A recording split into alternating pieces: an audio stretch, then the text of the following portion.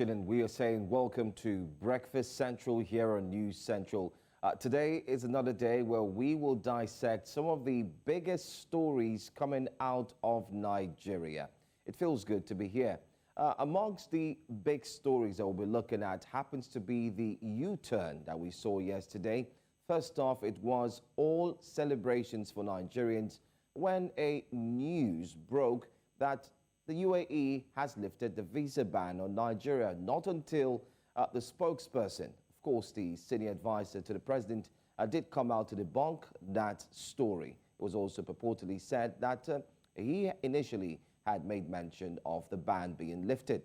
Well, not just that. On the other hand, former River State Governor, past Minister of Transportation, Rotimi Amechi, was called to bar, and it was filled with celebration. So he's not just a former minister, he's not just a former governor, or you could say he's not just one who is in politics, he's equally a lawyer. And hopefully, maybe his being called to bar would lead to him talking more, because he says, like he did mention last time, that he's been out of the media for one reason or the other. Aside that, Nigerians are still complaining about the hardship. So Dashin joins me this morning, and before she brings the breakfast headlines and before Olive chips in as well, let's hear your own side of what the stories making the rounds has been for you, especially looking at from yesterday and up until today. What's it been like for you?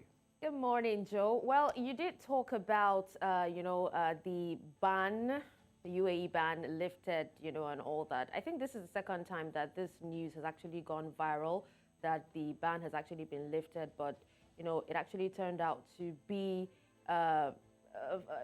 wrong. I seriously don't know where these information is actually coming from. I don't know who is responsible for this, but the truth is I still have no idea why the ban is yet to be lifted, because these people actually make so much money off Nigerians, visiting, tourism and everything. And I think we ought to have learned from the COVID-19 pandemic, where, we reciprocated banning, was it the US? I'm not really sure of the country.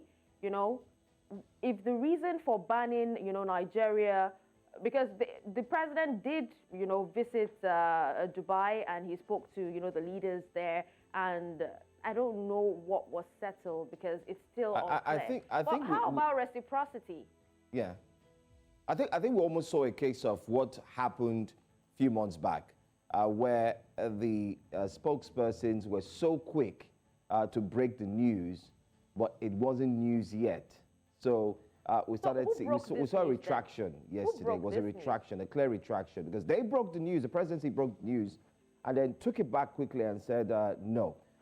Anyway, I'm sure we'll get to discuss that as well. Because it actually seems like a game, okay, we agree on this, and then you take your word back and everything, and it's playing on Nigerians' emotions. So, I don't know. I think they actually need to come to a consensus.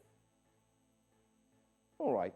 Anyway, it's going to be filled with a lot of stories back to back, and I'm sure we do have a lot to talk about in the course of Breakfast Central. But let's do this. Let's take a look at what we have for our viewers as we take a look at our top stories and headlines this morning. So let's see what we have for you. On a Wednesday morning, economic plight of Nigerians in focus. We'll take you straight to the south and find out what Nigerians are saying. The judiciary and politics, a big focus on the judiciary, especially in the past few months after the presidential elections.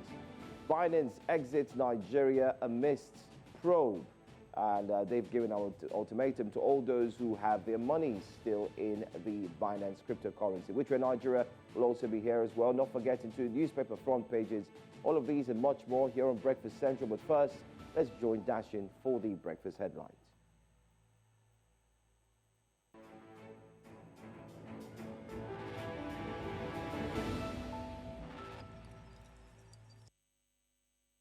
Hello and welcome to Breakfast Headlines. I'm Darshan Usman. Now we begin in West Africa, Nigeria, where the United Arab Emirates is yet to resume visa services for Nigerian citizens wishing to visit the country. Several news outlets had reported that the UAE on March 4th lifted the visa restriction on Nigerian travelers, but Bayo Onanuga, Special advisor to President Bola Tinubu on Information and Strategy refuted the viral document in an update on his X page. The federal government of Nigeria has set up zonal public hearings across the 6 geopolitical zones of the country for the review of the national minimum wage. The hearings are scheduled to hold in the northeast, Yola, northwest Kano, north-central Abuja, south-south Uyo, southeast Enugu, and southwest Lagos.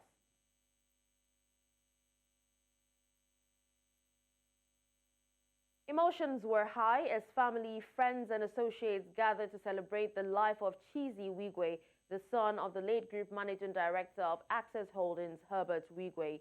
The event took place at the Eko Hotel in Lagos, southwest Nigeria.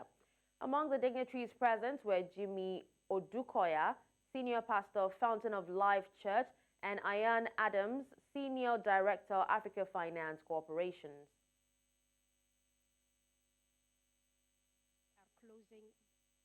Now the news continues still in West Africa, where Ghana's President Nana Akufo-Addo has said he will not decide whether to sign a controversial anti-LGBTQ bill into law until the Supreme Court rules on a legal challenge.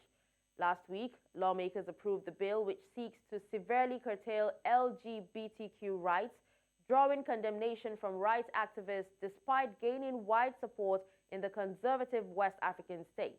The proposed legislation stipulates jail terms of 6 months to 3 years for engaging in LGBTQ sex and sentences of between 3 to 5 years for promoting or sponsoring LGBTQ activities. Now, in the east of Africa, a student pilot and instructor died on Tuesday when their aircraft collided with a passenger plane over the Kenyan capital, Nairobi. The mid-air incident between local carrier Safari Link and the 99 Flying Training School occurred Tuesday morning. Nairobi Police Adamson Bungay confirmed the deaths. An earlier police report said the passenger plane requested to turn back for landing after the collision. In Southern Africa, the number of people who fled their homes in northern Mozambique has peaked to over 112,000 in the last 2 months due to jihadist violence, with 60,000 being children.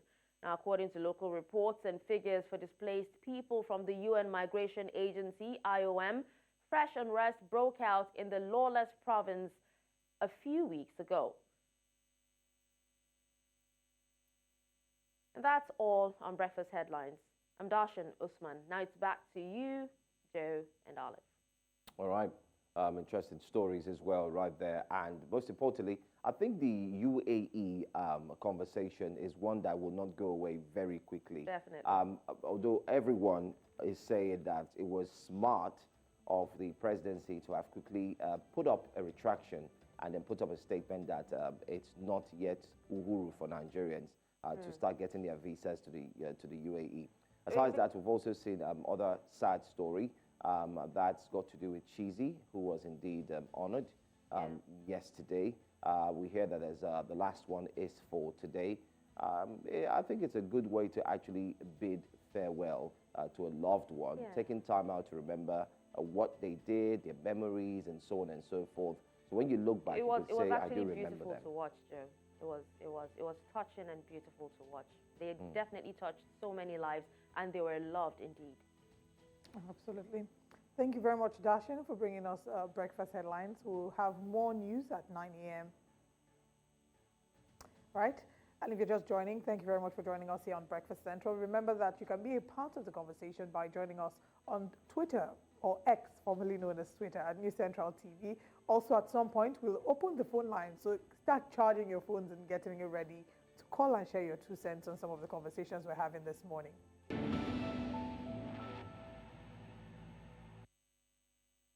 Against the backdrop of the current hardship occasioned by inflation, removal of fuel subsidy, and the soaring cost of food prices and other basic services, Nigerians have continued to struggle under the burden of the current harsh economic realities, which is fueled by the fallout of the policies introduced by the current administration. On Breakfast Central, we are determined to comb the nooks and crannies of states and environs to find out how citizens have been affected by the high cost of living. We're joined this morning by correspondent Austin Azu, who joins us from Southeast Nigeria. Good morning, Austin. It's good to have you here. Good morning from Delta, South Nigeria. Oh, all right. Thank you very much for correcting that. All right. Talk to us this morning, Austin, about the reality of what economic reality is in Delta State, South Nigeria. Is it as dire as people say it is? Well, economic hardship in Delta State is not quite different from what we are having across the country. Delta State happens to be the richest oil producing states in Nigeria. But so far, so hard, the residents of the state, they tend not to see the impact. However, I've gone to the market and the various public places where I've had various lamentations about the high cost of living. People have to speak at the moment. Some are still lamenting. They can't even stand up from their bed because most of them they eat to bed. Unlike in those days whereby one would sit to bed and have a very nice sleep. If you ask everyone now, how was the night? People will just say, oh, thank God. But sincerely speaking, if you down with them, you'll find out that they are not, happy. Their pillows were soaked over the night because they were crying, looking for how they could find supper at the end, at the daybreak. But suffice to say that it's not really palatable with residents of Delta State, particularly in a suburban environment. If time has permitted me, I would have gone around to bring some ethics to speak of what they are passing through today. The market is not far from this place. We are currently sitting right now is at Osadenis roundabout. From my right, you can move down to the Onitsha Road. Behind me is down to Asaba.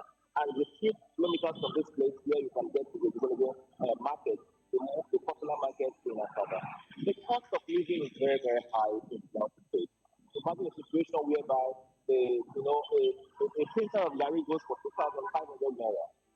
How? Where would those people who don't have government jobs or those who are working, how can they afford it? Imagine family of 3, 4, 5 thereabouts, and Gary is a stable food in that state, even in the southeast. So it's very difficult for people to smile. People are just living pains, agony. I don't really know what to describe it, but I think we have never had it so bad as this. I think there's urgent need for the federal government and the state government to push on the statement of this economic hardship on living standards in this part of the country. And I can't really say. All right. Okay. Austin, as you're there, breaking it down for us. What the government has done so far, but I can consider. The government has not really had any plans concerning this high cost of living in the states. Well, right. We are still hopeful. We are still believing that, as day goes by, the government will be able to come out to roll out some measures to push on this economic hardship on these people. All right. I mean, Austin, you've talked about how things have changed, especially for residents there. I'd like us to calm down and go a bit, local, grassroots, down. We know there are people who spend their time, especially on the streets, on the road, the local street food vendor, and so on. Can you tell us, I'm not saying you patronize them, Austin, but can you tell us what they are saying, the street vendors? What are they saying about the cost of the cost of living?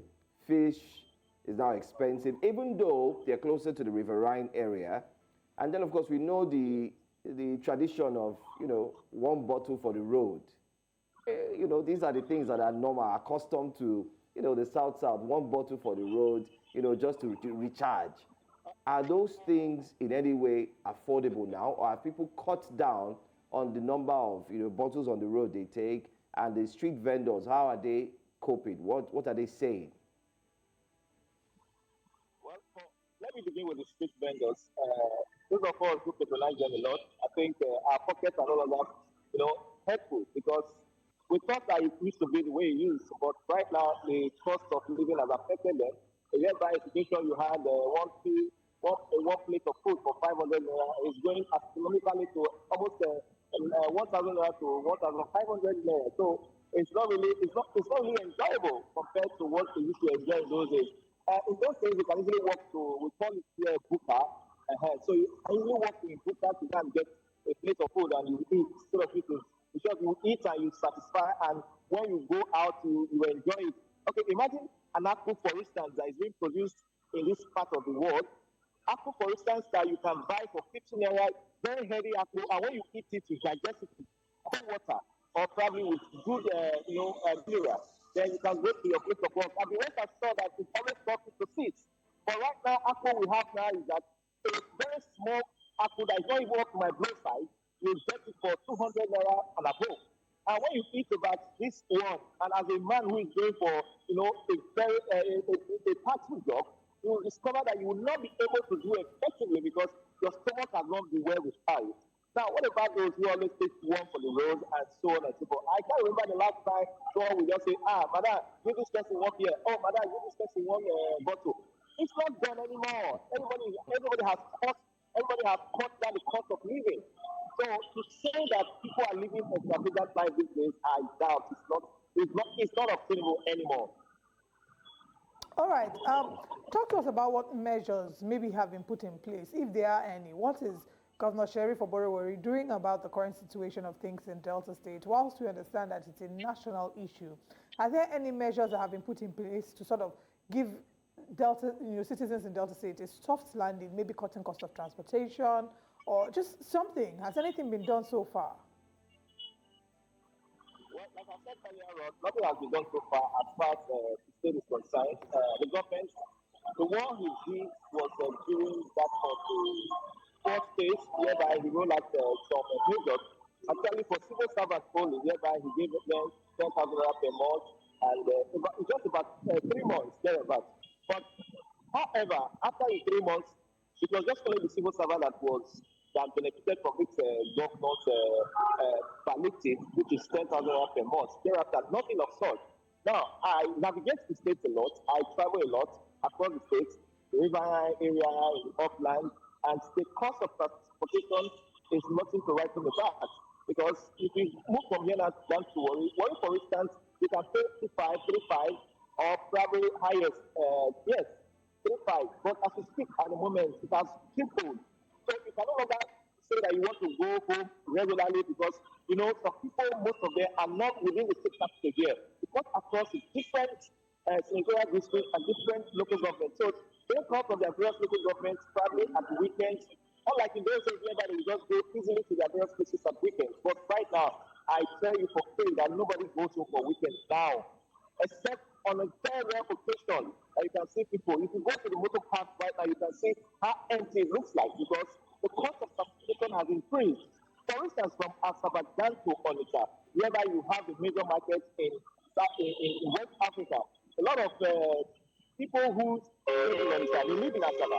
But right now, as we speak now, they have decided to find alternatives, whereby some of them aren't even splitting their jobs in Onitsha. So they can no longer pay that high cost of transportation. Asaba, in the last year, for instance, you can move down to Asaba, 200 naira, 150 thereabouts. But right now, from Asaba down to Onitsha, you pay as high as 700 naira, as low as 500 naira, as just name it. Because they will tell you gas has increased, they will tell you that diesel has increased, they has increased, food produce has increased. So it keeps increasing. What about the local tricycles who are, doing their businesses within the state here, or probably those mini buses that are driving within the state capital and environs? They have increased their price. Yes, for instance, they are picking a passenger for 200 naira has gone to 400 naira, where they are picking passenger for 100 naira has gone to 300 naira. So the question is this: how are we going to survive this? So, for instance, if you want to take your child to school in the morning, you cannot afford to pay for the school bus. You want to just, be taking the normal routine whereby you carry your prepare the price, the tricycle. Maybe you have to pay every day. It's not easy. What about the bread, for instance? Bread that we used to buy for 1,200 naira, 1,000 naira thereabouts. The last year, now bread is sold for 2,000 naira, 2,400 naira. Depends on the kind of bread you want to buy. And bread is a staple food. In the morning, you take it in the morning. The children take it. They go to school. Everybody goes, goes everywhere he wants to go to. Then they come back probably in the evening. Probably take one or two things in the evening. then they move on. But right now, bread has become a rich man food. Likewise, the rice. So it's not the cost of living in Delta and environs is not different from what is happening across the country. And the governor has actually come out to make a definite statement on the plight of the people who address it the way it ought to be. All right. I want to say thank you so much, Austin Azu, our South, or better say Delta State correspondent, for breaking it down. Things are really expensive. So what we've done is, I mean, we've told Nigerians that it's not just in one part of the country. You have indeed given us an expose into what life is like in Delta. I want to say thank you so much for sharing with us. Keep your heads up, and most importantly, let's remain hopeful that things will change for the better. Have a great morning, Austin. Thank you very much. All right. Okay, so let's move on to our next story. Now, after weeks of investigation and being accused of exploiting the Nigerian currency, Naira, especially leading to its free fall in value, cryptocurrency exchange Binance has announced plans to discontinue all services related to the Nigerian Naira. Now, Binance is facing allegations of terrorism, financing, money laundering, and tax evasion, among others. Nigeria is one of the largest peer-to-peer crypto markets in the world. And Binance, in a statement on Tuesday, advised users to withdraw their Nigerian Naira, trade their Nigerian assets, or convert their Naira into crypto. The company said it would no longer accept Naira deposits from March 5th, adding that Nigerians will now have until the 8th of March to withdraw their assets. Binance said any asset not withdrawn by that date will be converted to USD. Now, it's important to mention that the House of Representatives Committee on Financial Crimes summoned Binance CEO Richard Teng to appear before it on the 4th of March, and this was, of course, reported by the Punch newspaper as well as others. And we have information as well that the chairman, Jinja Onwusibe, said that the committee will take appropriate measures if he doesn't appear, according to the paper. I don't know what the appropriate measures in this case will be. Anyway, well, don't forget too that two Binance executives were detained on arrival in the country last week, reportedly after being invited to meet officials. It was a case of, please come, let's talk. As soon as they came, catch up. Yes. Now, the CBN governor, CBN Governor Mr. Cardozo, did say that $26 billion had gone through Binance undetected. And if you speak with the experts in crypto, they will tell you that it's a bit difficult to, to believe. We're not saying he's lying, but it's a bit difficult to wrap one's mind around the fact that $26 billion would have gone, because Binance, their forms or their modes of operation for people who trade with crypto on the platform. You have your KYC forms. They have access to your information. Binance is not unaware of any transaction you're doing. According to what the crypto experts have said, it's not like the transactions are shrouded in secrecy. So they're able to see it. It's just that third parties don't have access to it. However, upon a court injunction, upon the receipt of a court injunction, Binance can then share this information with the government. So it's a bit, I'm just a bit concerned about what this means, or what this will mean for the tech space, for the crypto space in Nigeria, what this will mean for young tech experts and businesses that are looking to maybe expand to Nigeria in this regard. I wonder if it will affect any form of jobs. I'm not quite the tech expert in that regard, so I'm not sure, but I wonder what this will mean. And it will be a shame if after all of this, the Naira doesn't appreciate, astronomically. Because they have blamed a huge portion of the Naira fall on crypto. So if Binance officially, stops its Naira transactions on the 8th of March, as already said, and nothing happens to the Naira, then it will just be obvious to us that what they are doing is trial and error. Well, for me, it's neither here nor there. There's also this conception that Binance has issues in the UK as well as in the US, and some of these issues are what they've mentioned in terms of tax evasion. You cannot be putting money that is earned in your country on an international platform, and the platform does not remit taxes, which in turn the government, like we know, for instance, in the UK, it depends on the taxes that you pay. Nigeria needs to look into ensuring that the Naira is strengthened by working harder in ensuring that taxation is followed to the letter. It is indeed one aspect that they can make money from, and also build the economy.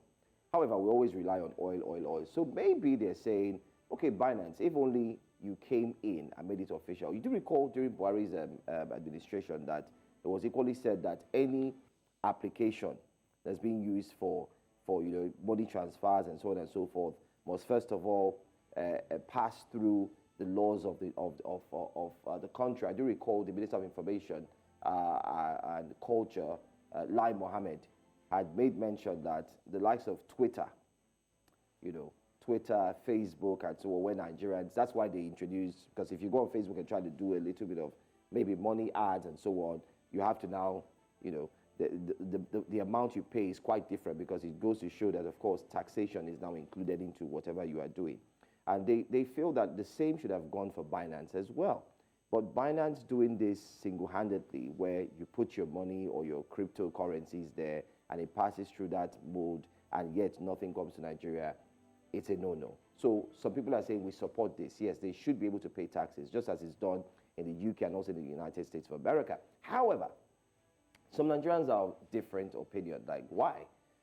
This should be something that you should have a sit-down, a tete-a-tete with them and say, listen, why don't we review your policies? Let's strengthen the policies. In other words, let's strengthen the Naira through cryptocurrency. Recall that Nigeria also opened its own e-Naira platform. And they said e-Naira will also help in strengthening the Naira and, crypto and so on. It was our crypto-based Naira account. Crypto-based, it was built for crypto. But till today, I'm still asking questions. Where is the cryptocurrency-based platform that was created by the Central Bank of Nigeria? Hopefully, maybe they would use it to replace when Binance leaves. It didn't, maybe. We didn't have enough power to power that dream. Okay, if it didn't, they didn't there. It's a case of. All right. Every morning we come here and we just talk, and sometimes I ask myself, this is starting to look repetitive. repetitive. Yeah, it was sounding like a broken come back record. And you look and you wonder, but this is the issue. This is the problem. Why don't we just lift it? Fix this problem. As regards just dancing around it, like we're playing a drum in the middle of the night and singing folklore songs and stories, and then we come back to it. So it's a whole lot. It really is a whole lot. Let's move away from cryptocurrency to talk about Nigeria's judiciary. We're talking about the judiciary and politics and looking at how we can instill trust in Nigeria's judiciary system. The gubernatorial elections may have come and gone, and so the presidential elections in 2023. One out of the many facets of the elections that many Nigerians were not satisfied with was the electoral body INEC for not living to its promises of electronic transmission and failure to optimize the BVAS. The judiciary also came under fire for the way some perceived its approach towards solving the litigation that filled the courts as a result of post-election cases. Well, just recently, concerns have fled that the judiciary will be called upon again to handle the forthcoming elections in a few states such as Ondo, Edo State, just to mention a few. Now, on the later, there has been an emergence of multiple candidates, as we've talked about it here on Breakfast Central, claiming to be the winner. However, we do have three now, and we can say these three are certified. Now, it already seems that Nigerians know where we are headed once again. The judiciary and forthcoming elections are our focus this morning. We should be joined by a guest who is a lawyer and secretary to the Nigeria Bar Association in Birmingham Kebbi branch. He will be joining us. His name is Umaru Aminu Kalgo. We'll be looking at this extensively, especially the judiciary, as we look forward to the latest stories. New judges have been sworn in. Recently, we saw those who have been called to bar, and coincidentally, I talked about it while we started the show, that former governor of Rivers State, former minister of transportation, Rotimi Amici, was one of them. And then there's also a sad story of the numbers that failed and were not called to bar. And then there are instances of Nigerians still looking at the judiciary and saying, this is the hope of the common man. Well, our guest, Umar Aminu Kalgo, is joining us this morning. Good morning and thank you for being here. Good morning. My pleasure. All right. As said, we're going to focus on the judiciary and most importantly its role, especially in the society and politics. So I'm going to start off first with how excited are you to see the huge numbers that have indeed been called to bar in 2023, looking at this year, and having a former minister who's also on that list?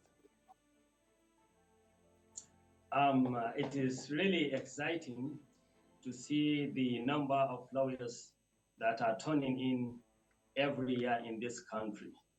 That said, from what you can see, the number of lawyers, if you are to take per capita in Nigeria, with our population of over 2 million, to getting to 3 million, as we would say, all the time when we look at it per capita, our number we are lagging behind seriously. So it is quite reassuring to see that we are coming up with the kind of lawyers we are producing in this year. Back now to just 2013, the number of lawyers in Nigeria, since from inception of this country, is below 100,000. I mean, below 100,000. So you can see we are making progress in that, and it is good because with the nature of our country, we are litigious when it comes to election matters. That is assured. You can see the flock of cases we do get normally at the end of each election cycle. So it is quite reassuring, I believe. Okay, just before Olive chips in, I just want to quickly follow up. I'd like your reaction to this. A total of 888 candidates failed the final bar examination that was conducted in November 2023. Now, 888. And out of 888, why 888 failed, you did have 251 that bagged first class. I want us to look at the disparity. 888, 251 first class. What does that say about the judiciary? Well, you see, when we talk of the law school, Council for Legal Education, which is responsible for producing lawyers, there should be a distinction between it and the judiciary, I have to say. And well, failures are not something that any person will enjoy, but these are certainties of life. And I want to say there was a great leap of an achievement in terms of the way the examinations of the Nigerian bar of the law school are now conducted. Before, it used to be what they say the weakest link. Let me explain what the weakest link procedure means. It means that if you scored A in 4 of the subjects and you scored E in 1, you'll be graded E. When this DG comes, Chiroma, he turned that around. So I would appreciate him for that, but all the same, we want to see the narrowing. We will hope that it will be more liberal in a way that we get more candidates. But I can tell you, law is very demanding, and it is a very precise precision, and there always you find that it is not easy to scale through and failures may come. But all the same, we wish that the margin of failure should be minimal as possible. This is the part I can say, and that we can just take the responsibility and place it on Council of Legal Education, which is responsible for the legal education in Nigeria, and it is distinct from the judiciary. But whatever it produces, it ends up in the judiciary. That's the connection. Well, that's a great news, and congratulations to the over 200 ones who graduated with the first class, and the 888 who failed will have to obviously receipt. Before we move on to the judiciary proper, still talking about the new crop of legal practitioners that will be sworn in. How do you feel about the quality of legal practitioners that are being churned out of the Nigerian law school and accepted into the Nigerian bar? You did make reference to the fact that the weakest link was the measure by which the Nigerian bar finals was being graded in previous times prior to this new DG coming and changing things. Do you think that this would maybe impact the quality of, you know, the lawyers that will pass in the Nigerian Bar Association? Do you think this would anyway make any changes? If yes, what kind of changes do you think it will bring about? I would say the former grading system is very, very radical and stringent. I can say that, but I would say I feel that this present one is even better, and the quality of legal education, I would say, is to the best of my knowledge, the Council of Legal Education is doing a very good job in that regard, because you can see the foreign students that used to come to Nigeria, because wherever you studied law, you have to come back and attend the legal education to the Nigerian school before you become a lawyer in Nigeria. And the standards is high, and they compete well, and they always attest to the level of the standards, especially the now system curriculum, which is very, very interactive. So I can assure you that the lawyers that are produced there, yes, they have the necessary requisites, but legal education is something that you are graded by the years you put in practice. You normally say that now you know the law, but you have to know the courts. And the only way to know the courts is by the ropes, by the practice you put up after that. So that's why year in, year out, you are now graded by the experience you get. So legal education is something that the practice is what sharpened a lawyer to become more, relevant in whatever fields of law that he chooses. So I would say the training, yes, is there as a standard, but also one have to go under tutorship. And year by year, he is graded at all levels, even with the NBA, with the money that is going to. So that's it. All right. Thank you very much for sharing that. Better training they need. All right. Now let's move to the bench now and talk about the role that the judiciary plays in upholding Nigeria's democracy. Last elections, 2023, the spotlight was shown on the judiciary, and there was a lot of pressure, with some citizens believing that the judiciary had been an instrument for manipulating Nigeria's democracy. I wonder what the NBA feels about the role that the judiciary played in the 2023 elections. And I'd like you to share the thoughts with us that, the thoughts that, that the majority of the Nigerian Bar Association held regarding the judiciary, as well as the role that it played and what needs to be done in the coming years. I am a guest on my personal capacity, I have to say. I will speak from my perception and what I know from the society, what I can gather, but I'm not speaking for the NBA. All right, I have that's to good. make that. All right. Yeah. So you see, this is the society, and the judiciary is very, very critical institution in this country.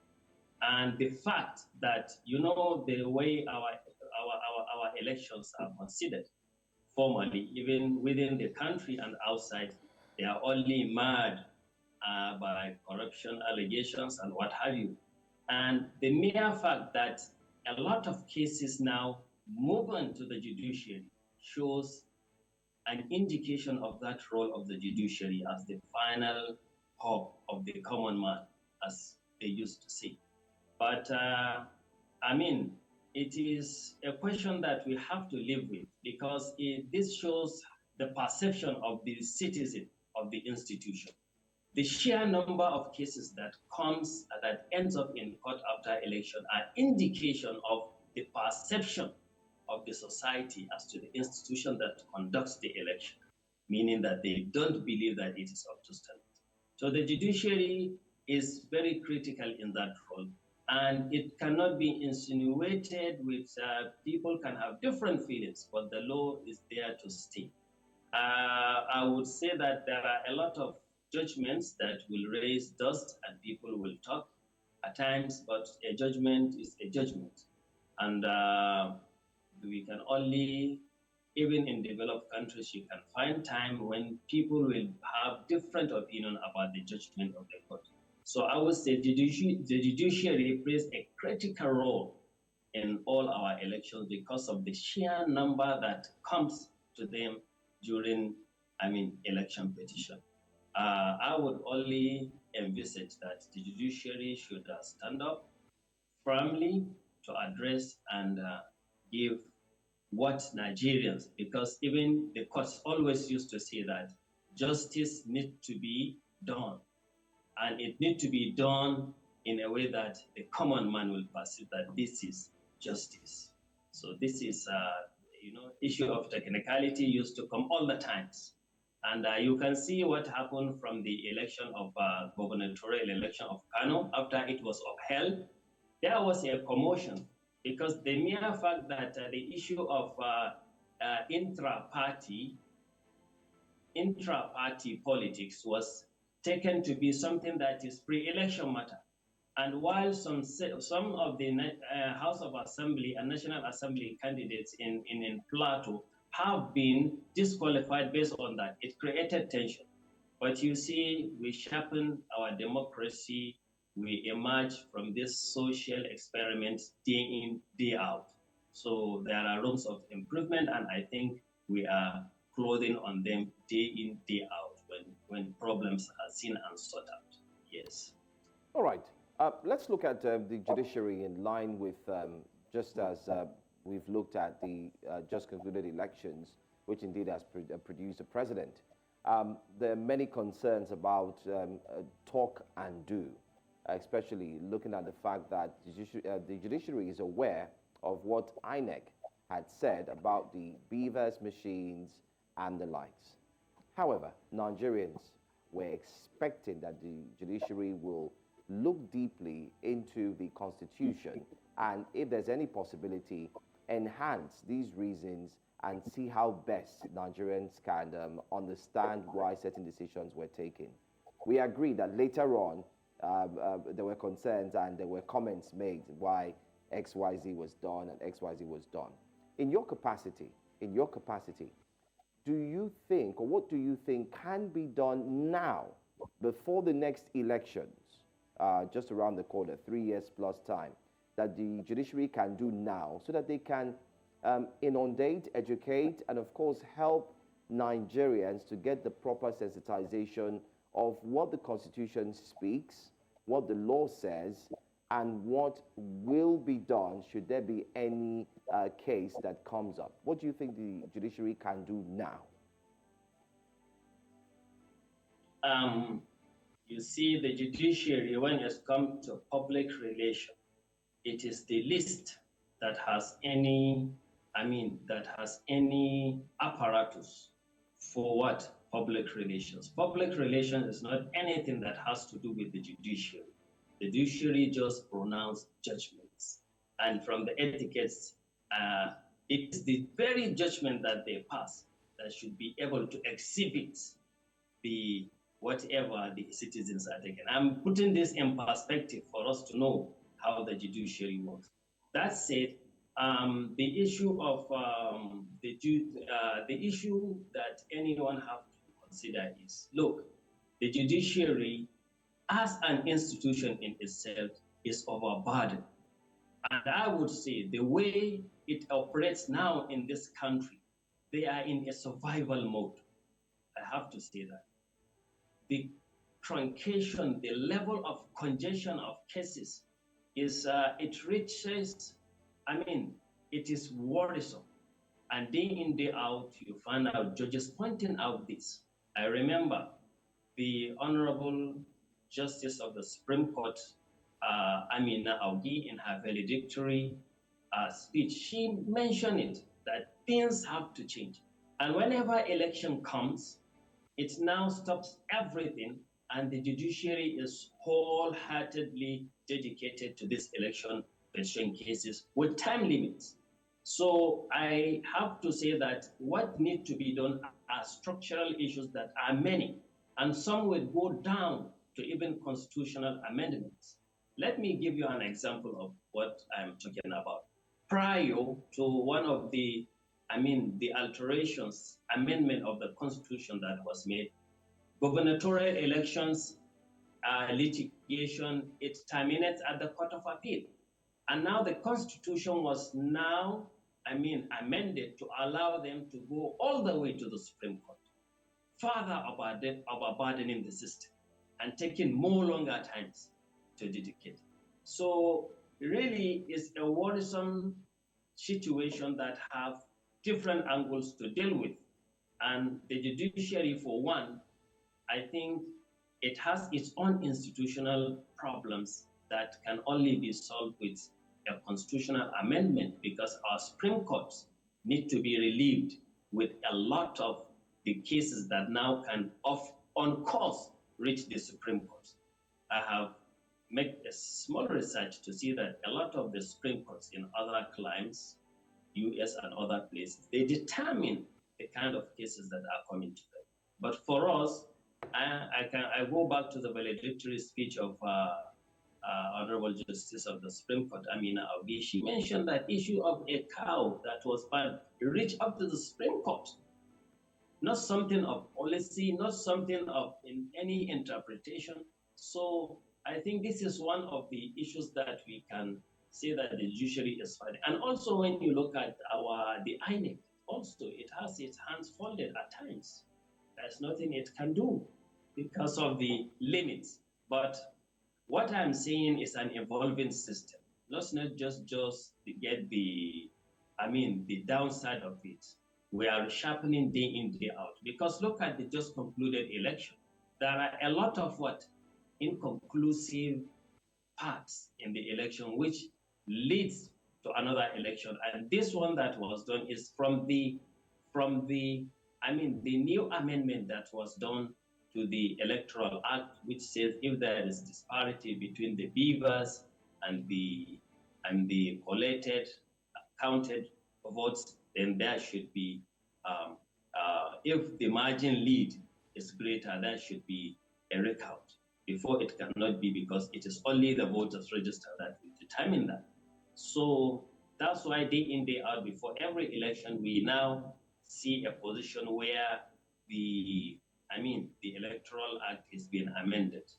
I think that is a catching up. I would say the judiciary at times play the role of catching up, and I will give an example. Can I? Go ahead. Yes, please go ahead. Go ahead. You see, the issue I would bring when accreditation starts with a card reader, it helps a lot, because before it is the voters register that will determine. But when it was used first, that if there is disparity between the card reader and the actual vote, it amounts to overvoting. And now this case rise up to reach to the Supreme Court. And the Supreme Court now say, no, card reader is not known in the Electoral Act. What is known is the voters register. And now that judgment now set the issue. So what that technology have brought us, judiciary in their interpretation being so literal, it's now affect that. I'm bringing my opinion. So after that, when next the National Assembly wanted to amend the Electoral Act, they become very clear in stating that overvoting, where the card reader, there's disparity between the votes that were recorded on the card reader and the actual votes is greater than that, is overvoting. They define it again. So you see, the judiciary interprets law literally, and there are many ways of interpreting it. But when they point it out, now the National Assembly now rise up to that. So I will want to see a situation where our courts are not playing the catch-up role, because they are policy courts which can see the intentment of the legislators and just work it out. All right, as we wrap up the conversation, I want us to touch on a topic that has been in some measure overflogged, the independence of the judiciary. There have been arguments that the independence of the judiciary cannot be completely achieved until we divorce the interrelationship between the executive and the judiciary. Now, what I mean is in regard to the appointment of judges and the role that the executive has to play in the appointment of judges. Some have argued that the executive should not have any impact or influence in the mode of appointment, and it should be strictly within the hands of the judiciary for us to be able to say that of a truth we can achieve the independence that the judiciary should have. Is this a position you agree with? And if not, tell us what your thoughts are. You see, I know some of the people that are talking about the influence of maybe the executive when it comes to appointment and what have you. I mean, they are speaking maybe from a de facto point of view. But when you look at a strict sense of from the point of law, we have the National Judicial Council, which is a body that is headed by the, by the CJN, and it has its members which are all, from the judiciary. So this is the body that is responsible for recommendation for the appointment of judges. And it also have the role for the disciplinary measure against erring members of the judiciary. And I think this is a clear sign of independence when it comes to appointment, because whoever is going to be appointed, when we talk of, superior courts, there must be this, recommendation from this institution. And equally in state level, you have the Judicial Service Commission for them, which plays the same role as the NJC played in the national level. So you can see when it comes to the laws and apparatus we have on ground, then whoever is going to be recommended is passed through the hands of the judiciary before now he goes to the National Assembly or what have you to the executive for the appointment where such appointments need to be made. Yes, there are other things to say, because whenever this amendment are to be made, the issue of the capacity of the state to cater for judges must be sought first. So, some other things that we talk about are not in the system, but maybe partly from behaviors that are unwholesome that are exhibited by officials and what have you. So these are this. So I would say such claims are de facto. They are not in law, but things that are happening due to unwholesome attitudes that are prevalent maybe in the society, which we talk about a lot. All right. I want to say thank you so much, Omar Aminu Kalago, lawyer, Secretary, NBA, Benin Kebbi branch. Thank you for joining us this morning and helping us to see how the judiciary and, of course, politics, most importantly, its impact in the society can indeed affect us. Thank you so much for your time. My pleasure. Welcome back to Breakfast Central. One day we should probably open the phone lines or allow you to be a part of the kind of conversations we have behind the camera. You would have a really swell time. Now, this morning we're joined by Sheson Kwade, public affairs analyst. As usual, Mr. Sheson is looking Mr. Kwade is looking he's like, trying to think, should I really cast Olive and say what we were talking about before? No. Let's not. Sincerely speaking, you said it. If the people can listen to the conversation behind the scene, they will ask questions. Are you sure these guys are Nigerian? Are you sure they are living in the same country we live in? Because you are enjoying and you are glowing, and you have to show us the truth about it is, I've said it continuously, just create the happiness. Since we provide water ourselves, provide electricity, provide security, provide everything, create the happiness for yourself. Yeah. And thank you for asking me if the past situation is better. At least now it's gone from like 2 hours in 24 hours to like 4 hours in 24 hours. It's an improvement. So our minister is working, even though he's with a power bank. He's doing okay, let's share what the front pages of the papers are saying. Remember that you can call in to react to whatever story you'd like to talk about. The Punch newspaper is our first paper this morning. Food smuggling. Federal government intercepts 141 grain trucks. Drivers threaten strike over attacks. Customs sees 120 smuggled grain trucks. This custom conversation, I'm hoping we can have it. EFCC intercepts 21. Tinubu orders sale of forfeited food. Truck owners threaten to stop transporting food over attacks, saying no insurance for looted foodstuff. And this is not surprising to see that's happening. We'll come back to that. Let's take a few other stories. Obasanjo unveils new book on leadership at 87th birthday. I like Baba. He keeps writing. Baba is balling now. Baba refused to get old. When they said Baba no go die unless Oba Darugo, it's Baba they were talking about. They're talking about his brand. Nigeria's electricity fuel subsidies may go up 7 trillion naira according to IMF. Army chief dismisses school calls, demands good leadership. 767 manufacturers shut down in 2023, according to MAN. These are numbers. These 767 is the representative of the manufacturers, not talking about the people that are dependent on them, their family members, and those who they have to feed.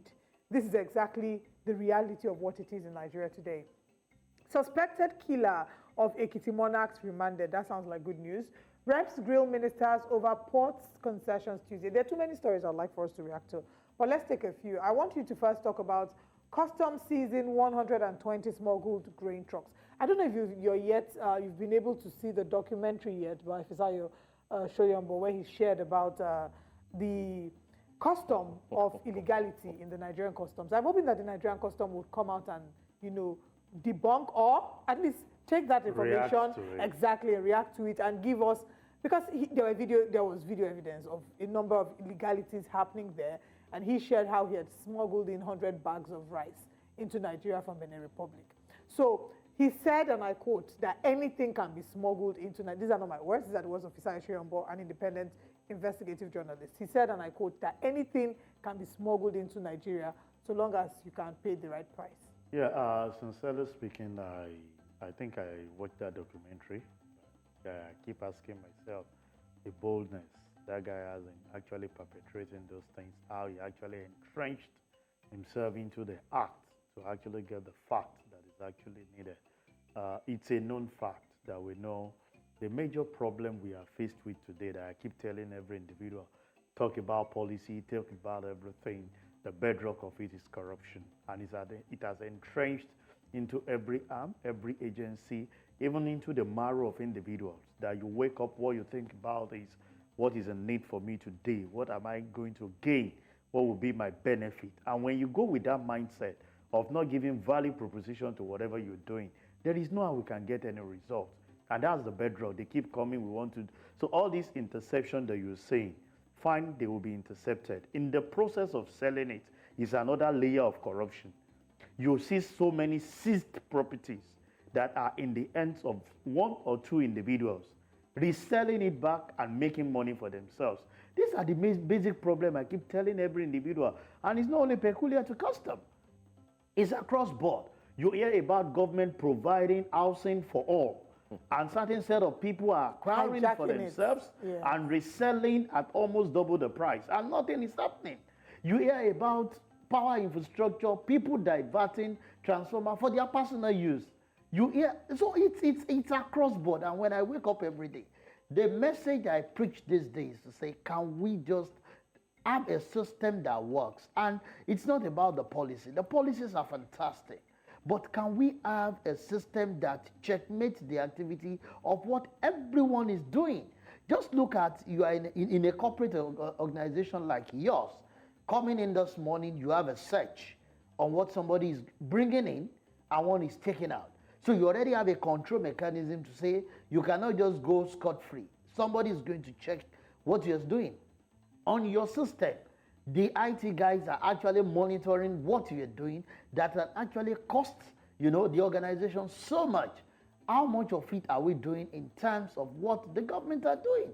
So this issue of for future sales, look at what happened at Yaba with the sales of rice. I'm sure more than 50% of those things are actually in the hands of very few that are going to resell at a very high price. So when you see some policies or some things that are out there with good intention on the part of the government, some very few are just out there to just checkmate those things, get it for themselves, and they will use it against us because they will tell you, as we are only doing and having a fair share of our own cake. Those high up there are doing worse than what we say. And that's why we've said the only thing I feel we need as far as this country is concerned, we don't lack the resources, we don't lack the human capital. It's having a system that checkmate the activities of everyone and be able to punish. A lot of money have actually been injected in the system. but they are injecting it, something is mopping it up. It's why the and we are not asking questions. It's why the current administration would often say that corruption is fighting back, that they're fighting, but corruption is fighting back. If corruption is fighting back, what will we say after their own regime? It's still going to be the same story. Yeah. If corruption is fighting back, then let's fight corruption at its nips. You know what my fear is? Because, you know, after having this, or watching that documentary, and Fisayo sharing some of his thoughts, one of the things he did say was that for a number of the people whose products have been seized or quote-unquote intercepted by the customs, that a number of them are people who have refused to pay the required amount. Recently, I don't know if you saw the news where in Oyo State, reported that the Nigerian Customs Service intercepted fake drugs valued at over 1 billion naira. So my thoughts or my fear is, if they were willing to pay the right price, would they have been able to scale through? That thing would have gone into the system. A lot of things are actually out there, Oliver, I must let you know. Day by day, people actually do things that you cannot actually think of as human. The impact of it, even on humanity, all for the gain of money. And people are just overlooking because they feel it doesn't bother me. It's about me having the money and being able to fulfill what I need to do and even oppress others. So what we are saying is, can we have a system that on its own checkmate the activity? And this administration, if they can successfully carry that out, only there is nowhere to go, Jonathan. This country, see, if you hear about billions that are trickled out on weekly basis, and what I mean is, today you are talking about aviation, a lot of money is out. Tomorrow you are talking about power, a lot of money is out. Next tomorrow you're talking about agriculture. Money. You ask yourself, where are this money coming from? From the same Nigeria that we regard as the poverty center of the world? The answer is no. But if those money are actually being channeled and monitored to execute what is expected of it, we will be great for it. But look at the intervention from CBN. Has it relieved anything? The answer is no. And now maybe Binance is going. Binance has. Let's leave the story of Binance. I keep telling the individual that for me, as far as Binance issue is concerned, it's just is to me not too relevant. We have increased the base. Federal government is telling us we've saved a lot through the subsidy removal, and we have pumped so much allocation to the states. But do you know that majority of these funds goes to the state, and our foreign exchange is being mopped out of the system, and questions are not asked? So for me, what we need now, the money is there. I will tell you that Nigeria is blessed with enough finance. This idea of saying that we are poor, no. If you have understanding of the few of the funds in the hands of very few that are used against the average citizen, you will know that you don't need to go to UK. You don't need to go to US. If you look at the natural resources that we are blessed with that are illegally being accessed by those that actually take our money, you will know that there is nowhere to go to. And that is corruption. So when they say corruption is fighting back, my question every day is, if you are in the house and someone you engaged is actually dealing with you, are you going to just fold your arms and be looking? If corruption is fighting back, let's fight it back by making sure we have a mechanism that works to checkmate the activity. Until when I start saying that, these 4 years will come and go, and it will be story of saying we tried our best, but our best is not good enough. Right. Because I keep asking myself the question, are we going to go back to buy rice for 7,000 per bag? 7,000, that's a dream. It's a dream. That's it. I don't even know if we can get back to 50,000. Right now, we'll give anything for us 50, to get back to 50. Maybe 25 for a small bag. I'm talking about 50 kg. So if you're saying that from 7,000 that it was in 2014, that we will struggle and get back to 50,000, what have we achieved? Nothing. Anyway, let's look at the front page again. Take one more paper, the front page of the Punch newspaper, and still see if we can, chip in one more story before Joe moves over to the next story. No, maybe we'll take that of the manufacturer. Okay, brilliant. 767. It's something I'm expecting. It's scary. I'm expecting the presidency to react to this today. I should be part of the things we'll discuss tomorrow. Yeah. Because I want to believe that they will tell you that this news from man is alarming and it's fake. that it's not up to it. But I can tell you for free, these are manufacturers. We are not even talking of the service-oriented organizations That have shut down. that have shut down. We are not talking of entrepreneurs that cannot survive the test of time because there is no power, there is no security. There are people that their business is to move from one state to the other to get goods and discharge. Because of the level of insecurity and the poor infrastructure, road network, they've actually gone out of business. So I'm expecting the government to come to debunk this, either the FG or the presidency, to tell us that, sorry, the figure given by man It's is not correct. not correct. We don't have as much. As a matter of fact, we have more investors Than than people that are actually exiting. So, but the reality is, an average man this day, the level of unemployment, if you go by the MBS statistics, are just jumped up a little. But I can tell you that a lot of people are retrenching because the cost of operation is overbearing It is. on everyone. And you It cannot is. continue to pay people when you cannot even get revenue to compensate All right. for it. Let's take a Let's call take a from call. Let's take a Musa Bala. Good morning. Thank you for calling. Please go ahead with your comment. Thank you very much. Good morning. How are you? Good morning to you. Very well, thank you. Please go ahead. Yes, let me commend the studio for explaining a fraction of what corruption is all about. It's a cankerworm that undermines our development for long in this country. And it has to take the effort of everybody to bring it down. There's an adage that says that if every Nigerian will take a broom and sweep the front of his house, the entire community will be clean. That's the kind of approach we need in the fight against corruption. And the two pandemic that is presently troubling Nigeria is the attack on trucks delivering food to various parts of the country. We must stop it.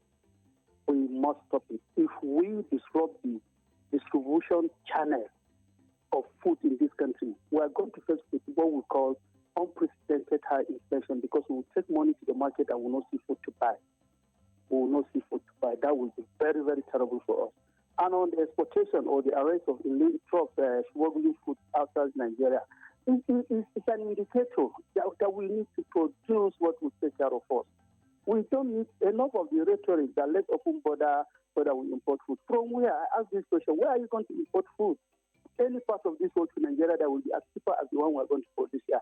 It's the responsibility of the government, what to do Nigerians and all other Nigerians. Oh, okay.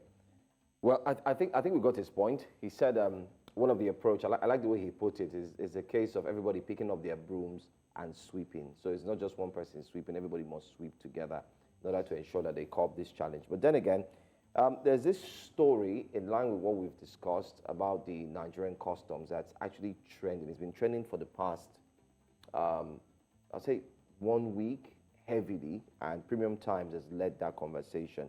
It's got to do with top custom officials who have been indicted by EFCC's investigation for smugglers' bribery. And we're told that a huge amount of money passed through the account of the Controller General of the Federation, especially for customs.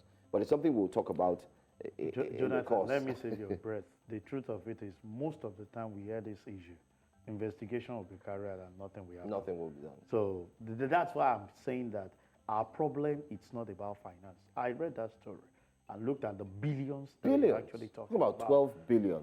So in the hands of very few. And at the end, you remitted only 50 million naira. So when you hear some of those stories, it's create kind of bitterness in your heart to say, how can you be saying that Nigeria is not blessed?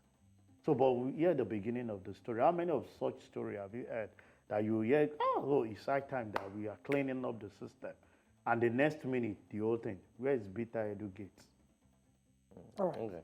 All right, Mr. Bala, you want to conclude your thoughts very quickly so we can move on to the next paper. Go ahead, please.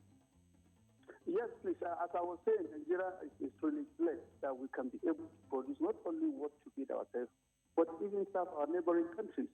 So our efforts should be geared towards internal production of food. Let's secure ourselves, security-wise, food security. So it is the responsibility of the federal government, state government, what to do Nigerians and all Nigerians to ensure that any impediment, any trouble, anything that stops us from internal production of our food is what we should focus our mind and stop them and arrest the unnecessary inflation on farm inputs. Good morning. Thank you very much. Thank you. Let's go to this Nigeria. That's our next paper for this morning. Let's see what this Nigeria has in store for us. Binance ends Naira transactions over alleged illicit inflow of $26 billion. We did take that story in the first hour earlier on. That's the latest story there. Just under that story, you'd see from left to right, the FCT Minister Nyesom Wike with the UAE Ambassador to Nigeria, Salim Saeed Al-Shamsi, during the minister's visit to the ambassador in Abuja yesterday. I think Wike is attacking from the home front. The president is attacking from the international front. So it's a complete attack. I hope this is not the meeting that led to the release of that letter that says they've lifted the ban. And then all of a sudden they retracted it and said, oh, I think we made a mistake. Anyway, outrage in Senate over power outage. Lawmakers feel heat. Are you sure they did? Akpabio fumes as proceedings halt for 30 minutes. The video is online. It's everywhere. Where there was an outage, lawmakers had to exit, and they said there was heat. We hope that they paid the NEPA bill, because we do recall that it's been a back and forth. They've been telling the Senate that you are owing. You've not been paying, so you need to pay. Anyway, EFCC intercepts 21 food-laden trucks being diverted to neighboring countries. Waybills covering cleverly concealed goods indicates destinations as N'Djamena, Chad Republic, Central African Republic, and Cameroon. Protesters block Auchi Ekpoma Abuja Expressway over abandoned highway project.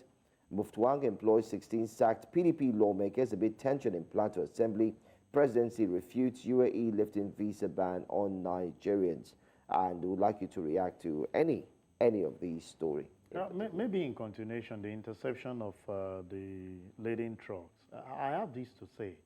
In the year of our plenty as a nation, you see, some of these trucks you're saying are actually carrying out those normal businesses without anybody, disturbing them. It's because we are in the era of scarcity, food scarcity. That's why we are picking up. There are businesses that these people have been doing for years. Remember when the issue of Niger, ban on Niger was there. It was Nigerians that were clamoring to say our businesses are actually being impacted because these are our customers that we go to like every other time. So I think area that government needs to look into currently is how do we, because we are giant of Africa and this neighboring country relies on us, but because of the mismanagement of things in our own sector. Remember when we removed subsidy, Republic of Benin was crying. You ask yourself, which one be your own? What's the relationship between what is happening here and your own? But because out of so much that we are, because they are more or less like our brothers, we are actually giving those things. So there are people that legitimately, they've been doing these businesses for years, moving some of these foodstuff, some of the things that we have, because that's their own area to say don't forget we have this AFTA where countries come together and they have the free trade that they can carry out within themselves. So people have been doing it. But because as we speak, there is scarcity in the land, we are now putting eyes and, kind of affecting some of the businesses that these people have actually been doing before now. It may be illegal before now, but who actually put their eyes there? So they've actually made illegality to be legal and made enough money to challenge the status quo. That's what I say about this issue of saying we have actually intercepted this, is illegal movement. Go and ask the question. Over 10, 15 years, these people have actually been carrying out this business, making sure that they supply food, because we were then in the midst of plenty. And maybe the other aspect of it is I don't like the reaction of NAS with what the power sector, the power outage is. No, I'm happy. That's I'm what very happy. You and I discussed. This is our reality every day. No, but it's the truth. The average Nigerian is suffering from lack of electricity. They are talking about 30 minutes.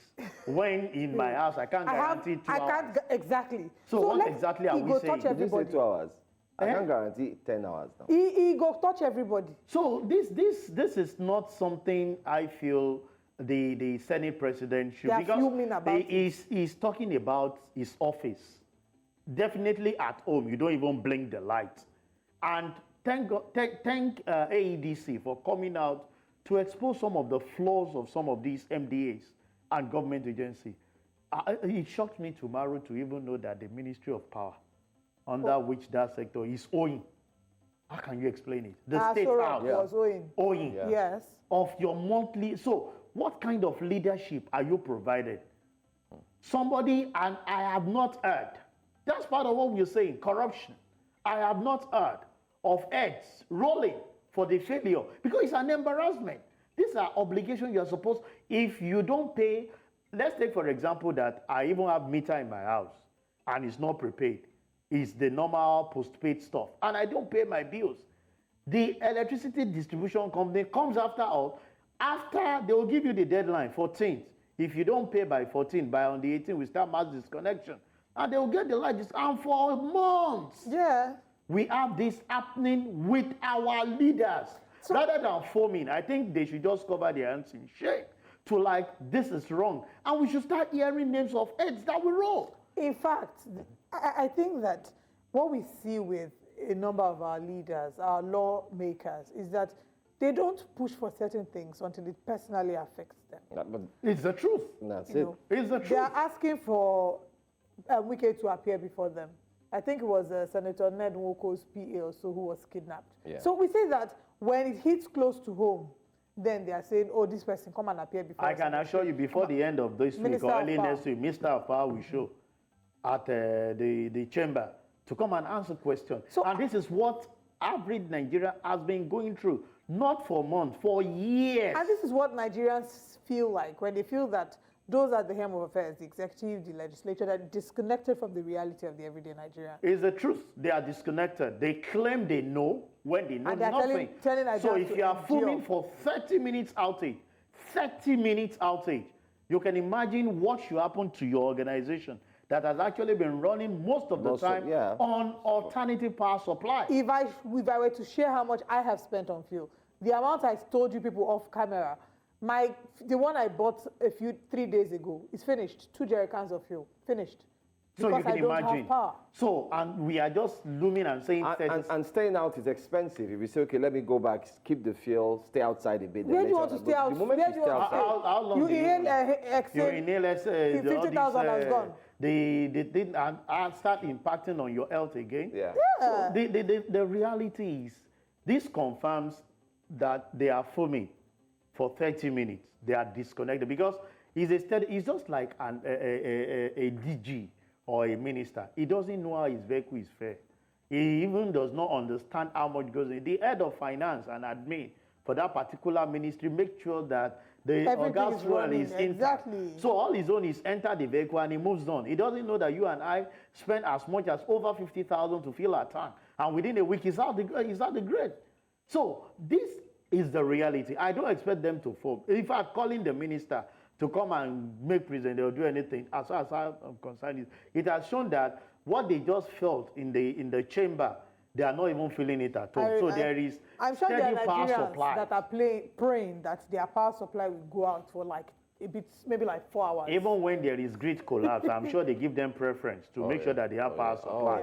That's why they are not actually feeling the vibe to say 30 minutes. I can't remember when we get to work on daily basis, averagely, you don't, for 8 hours that you'll be there, 10 hours, you are on generating sets. Diesel with the current cost, and you expect businesses to grow? Let's face reality. Let's move away from this Nigerian newspaper. Let's move to the Vanguard newspaper and see what the front page is saying. This morning, the Vanguard says, Nigeria must battle rising food insecurity as priority, and that's according to the IMF. It says the capping fuel prices, low electricity tariffs could cost Nigeria 3% of GDP. They're calling for cash transfer program implementation. I thought that was part of the agreement with the Federal Executive Council meeting last week, or was it 2 weeks ago? We must go into production to escape hardship, says governors. How Nigeria can stabilize forex, overcome economic woes, according to Mogalu. Right now, we are desperate for ideas. It's not desperate to be president, says, I'm not desperate to be president, says Peter Obi. Nigeria's acceptance of grains from war-torn Ukraine, no sign of failure, according to federal government. Now, a quick backstory to that. Peter Obi receiving an award as Politician of the Year, attacked or sort of talked about how it's embarrassing for Nigeria to be accepting grains from war-torn Ukraine, and talked about how Niger can't feed the nation. And now federal government has responded saying it is not a sign of failure for us to be receiving grains from Ukraine. We'll come back to that. At the top of the paper, Lagos LGAs, huge allocations, little development. Apapa gridlock returns. Trucks ignore Sanwo-Olu's directive. Edo gubernatorial elections, PDP moves to reconcile aggrieved members, holds SWC meeting. Philip Shaibu no go agree. All some people are saying, you are saying for your pockets. Nigerians shouldn't be hungry. Insecure, Sharia Council tells federal government. Why good leadership eludes Africa? Obasanjo, Jonathan, and Mahana. Deadline on NIN account linkage. Most banks yet to implement directive. Accounts without BVN registered SIM affected. CBN should consider Nigerians in diaspora, says consumer group. Okay, that's another angle we probably didn't think about, because there are Nigerians in diaspora that have their monies here, and I don't know how this would affect You them. see this BVN and NIN. Yes, I'm tired of this. It's more than it's tiring. It's embarrassing. A lot of people actually just called over there and like, I linked my NIN, I did my NIN, I did my BVN. The next thing is that I can't have access to phone call, and we've been asking the question, what actually happened? If you press the code, the short code to confirm if your NIN is linked, it will be telling you yes, but they will tell you that your distance is blocked. So how do you manage that information? I think there's a problem, with the system that is actually connecting those things together. But you cannot put an average Nigerian into this kind of hardship or failure of either your system or not. A lot of people, it has happened to people that are very close to me that I actually, one or two of them were actually part of the people. I followed them to do the NIN, and shocking, now they are saying that it's not linked to their phone, their phones are bad, they cannot even do anything with that number. So I think the system is part of what we are saying. When you bring in a system to actually carry out something, the stress management of that system, at times I ask questions. Most of the time when you eat the system too much, don't forget, during the cash crunch, we're all thinking that doing transfer was that very easy. Yeah. But when everybody, moved to that particular platform, we started seeing failure. And they came up to say, most of their system could not accommodate the stress test.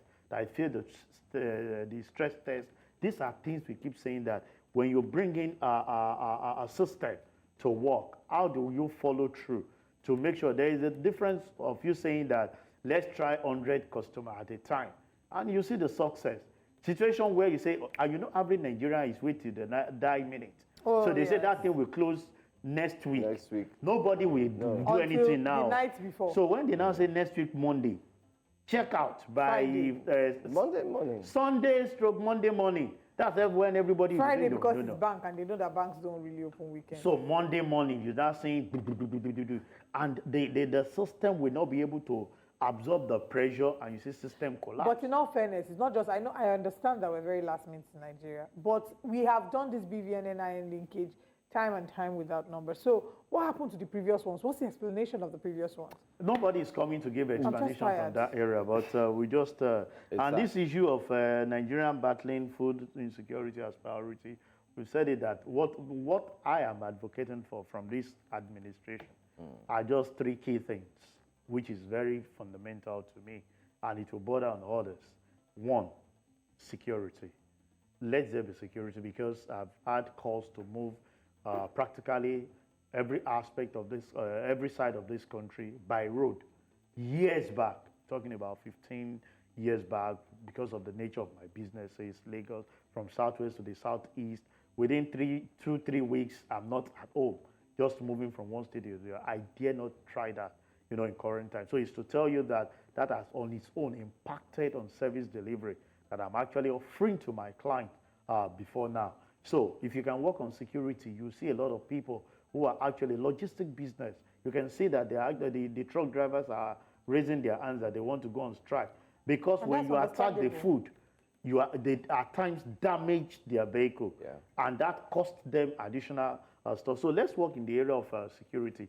The second aspect of it is power. Absolutely. So if you're able to work on power, a lot of artisans that are doing other things that creativity that they are entrenched in can provide a lot of, and that will rub on education. Then you can now talk of basic things that our schools required. A lot of people want to go IT-wise, but when you look at the cost of running the school on its own, it brought back to the parent paying more. So when there is power, you see development in every area, even our education on its own. And the last of it is corruption.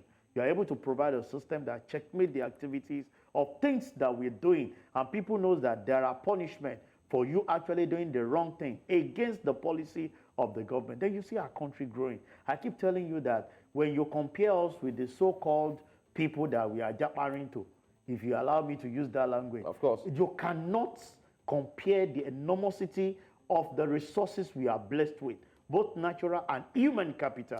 As a matter of fact, they who are people to come and actually fix and put some of those systems. If you see, most of the things that are working high up there, behind the scene, they don't show the face of an average Nigerian. Behind the scene, we have a lot of our citizens working for the development of it. And that's why they will tell you, we are opening up. Please come. We'll break this protocol for your sake. And it's to develop their country. I spoke with a doctor on my way back on holiday. I spoke with a doctor a Nigerian doctor who's working in Saudi Arabia. And I believe I must have shared this before. And he was saying how he's so comfortable there that the amount he's being paid, that, to be honest, if he had to choose, he will come back home because there's really no place like home. But that the amount he's paying there, that he lives a decent life. He can plan and structure his life. Then he said that the average nurse in Saudi Arabia, the average Nigerian nurse, is paid so well. However, what she's being paid is the equivalent of what a Saudi driver earns in Saudi Arabia. And I was in shock, because she's looking at it as big money, but their citizens, it's like, it's okay money. What actually, it's when you can make the conversion, that's when you realize that they are paying so much. If we can develop our own, that's what we've been saying. Let's domesticate and grow our system. We are great people. Nigerian resilience level is very high.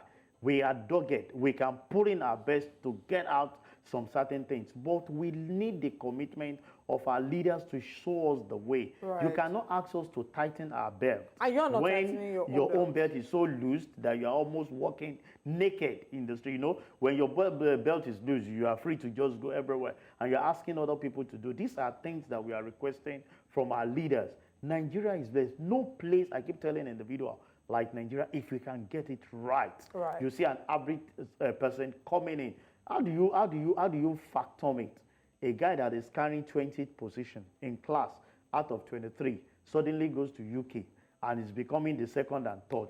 What suddenly changed? He has the basics that makes his life a lot easier. Olusegun Kwade, it's always a pleasure to have you join us to analyze the papers. Thank you very much for joining us. Thank you very much, Olive and Jonathan. And hopefully when next we have you, I'll have better news regarding my power situation.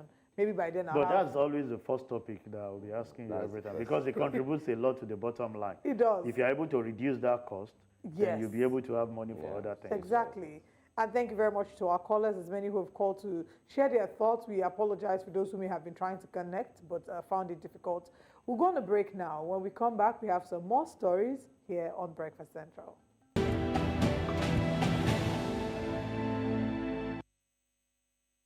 As we count down to the end of Breakfast Central, let's bring to you some of the latest stories. Well, jubilation was short-lived after news broke that the UAE had signed an agreement to lift visa restrictions on Nigerians.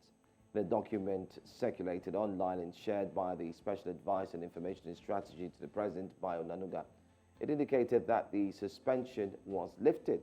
However, hours after the news gained traction, Mr. Nanuga refuted the claims and said the Emirati was yet to lift the visa ban. And he did this in a tweet, which he indeed put up. And in that tweet, he had a clear indication and then mentioned that the ban was not lifted yet. So this kind of like cut short the celebration of Nigerians who were looking forward to start preparing, dusting off their passports, and then fly out of the country and go have a holiday, or better still, enjoy themselves there. So there you have the letter first. It was a joint announcement by government So this is the first letter that was indeed shared. Part of it, it says that to ensure seamless and efficient visa application experience, the UAE has introduced an enhanced document verification process. Starting 4th of March 2024, all Nigerian applicants for UAE visas are required to first obtain a document verification number. The essential step is to be completed by visiting the dedicated online document verification hub platform, and the link was put there. So it went on to say that the UAE ambassador to Nigeria, Salim Saeed Al-Shamsi, the man we saw in the front page of the newspaper that sat down with the FCT Minister Nyesom Wike, the ambassador highlighted the importance of the update procedure. And he went on to say this. They quoted the ambassador as saying, "We are committed to facilitating straightforward and expedited visa applications for Nigerians. The introduction of the document verification number is designed to enhance the integrity of our application process and ensure prompt processing for all applicants." Full stop. We'll stop there. But then again, in a swift reaction, like we said, the special advisor, Bayo Nanuga, had to take it to Twitter. And then he made mention saying that it has not been What is embarrassing, lifted. you know? We're coming. We're coming. Let's recall that Nigeria and also more than 15 other African countries, including Ghana, named them, were banned in October 2022 by the UAE from entering its borders. But look at the last line of that letter, which you can see on the screen there. It says, "This announcement signifies our ongoing efforts to enhance the strong ties between the United Arab Emirates and Nigeria, contributing to the prosperity and well-being of our people." Full stop. Now, I'm hoping we can get the tweet of the special advisor up, and so we can see that tweet where, after moments of posting this tweet did come up. UAE has not resumed visa issuance to Nigerians. The document in circulation is not authorized either by the Nigerian government or the UAE. At this juncture, it would have been nice to have reached out to Mr. Shimsi, the ambassador in Abuja, to ask him, did you make that statement that was written in that document? No, it's not Mr. Shimsi. I don't think it's Mr. Shimsi. I'm listening. Okay, That's one. Two, why would the federal government keep repeating the same mistakes of being too fast to put out an information and yet coming back to debunk that information? The good thing is they came out to say, listen, not yet. But it's like a case of sending a message and you're so quick to press send without reading through your message to be sure. So what do Nigerians make out of this? What should you make out of this? I think we need to take note that there's a critical importance to information sharing, especially for this administration. At the start, we have seen too many mistakes made in the aspect of information sharing.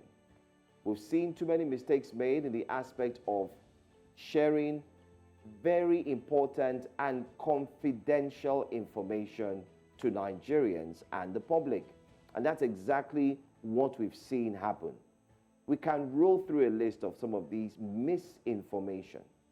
Example, remember when it was celebrated, this same story, that officially UAE has lifted the ban and we can now fly, and an interview was granted by the special advisor on media talking about during Ngilali, where he had said, yes, it's confirmed, it's done.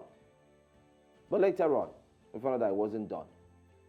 The only difference between this one and that one was that in this case, there was a speedy retraction of that statement or that letter with a clarity that it was not approved by the government. Now, there's also another one. Can you think of one? Well, there are many of them if you put the list together. But with time, we want to look at this very carefully.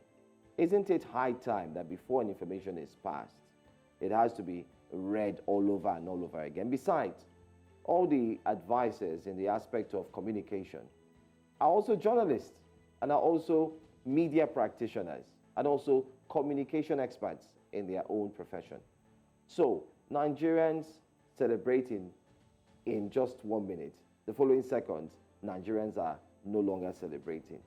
Olive, it's a case of comme ci, comme ça, like they say in French, and a case of wondering what's really going on.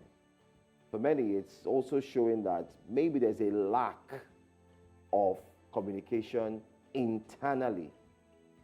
Because if there's a good communication internally, it will also come out externally, especially to the public. I think that this is also reflective of irresponsibility with the dissemination of information. In your capacity as a special advisor to the president on information and strategy, isn't it ironic how the special advisor on information is sharing wrong information? Like you go ahead, you pick up this thing and you tweet. Everyone would assume that the moment you tweet that, you of course are tweeting it from a place of information, owing that, I mean, a random person can tweet and it wouldn't carry the weight that the special advisor or, or to the presidency on information will carry. So I think that it's high time that these people around the presidency understand the importance of their role, that anything that they say will be taken a lot more seriously. It carries weight. It's also a reminder to us that the ban is still in place, and it's reflective of the challenges that our aviation sector has. Some people will say, why do we feel the need to run capping? Why do we feel the need to run to the UAE? Why don't we feel self-sufficient, to be able to do things by ourselves? There's a lot of drama regarding that behind the scene. The drama, I mean, speculations about EPIS has denied this too. Speculation about EPIS slots from Nigeria to Sharjah are being dropped from 3 times a week to once a week. Therefore, Nigeria retaliating, dropping Emirates from 21 slots to 1 slot. There's just a lot of back and forth that we're not quite sure of. However, the ban is still in place. Let's just mention that. And we hope that the government of both countries, because now, to be honest, if I hear from them tomorrow that the visa ban has to be very careful. I'm not going to make any move. Sorry, let me just quickly chip this in, Olive, as we wrap up the show. I noticed something, because I had to take time to look at that letter, though. What I see is that there was a communication internally. Maybe it was taken off from the visit the president had. I'm not certain, I'm saying allegedly. Maybe from the trip the president had to the UAE, where there was a subtle agreement there. And maybe the words ended with, okay, we'll see what we can do. We'll talk to the ambassador. There's no subtle agreement. If they haven't put any pen to paper, they should please not come and announce things to Nigerians. It's very important. If you haven't put pen to paper, no ban has been lifted. And there are a lot of Nigerians that have family members living in the UAE. There are people who would think, oh, this is great news. You keep lifting their hopes and shattering them again. But that's that for that. Thank you very much for joining us. I mean, I don't like the note on which we're ending today's show. Yeah, no, but it's a tone of trying to reflect on what is really going on. The truth is, let's be sincere with this as we close.